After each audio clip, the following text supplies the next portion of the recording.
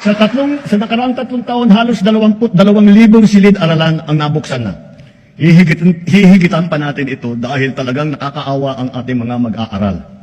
Hindi na natin dapat nabibitin ang oras nila sa klase dahil sa kakulangan ng classroom.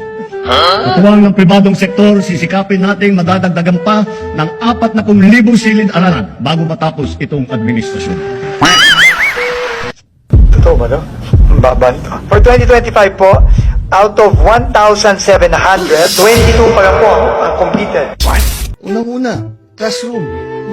Siyempre, 160,000 ang kulang natin na classroom. Paano nangyari yun?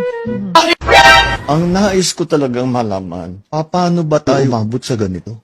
Paano nga ba? Talagang hindi ako makatulog pag iniisip ko, paano tayo nagkaganto? Tila si dating Pangulong Rodrigo Duterte pa rin ang pinagkakatiwalaan ng mga Pinoy. Yan ay ayon sa bagong Pulse Asia Survey, nasa 63% ang trust rating ni FPRRD na nasa kamay ng ICC sa ngayon dahil sa kasong Crimes Against Humanity na si VP Sara na 50% at ang 32% rating ni Pangulong Bongbong Marcos. 97% ang nakuhang trust ratings ng Magamang Duterte sa kanilang baluarte na Mindanao, habang 3% lang doon si PBBM.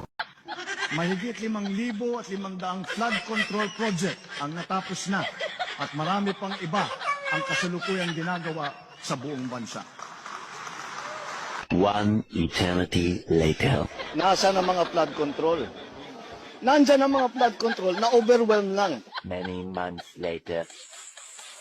Wala kaming makita na kahit isang hollow block, isang ng simento, walang equipment dito.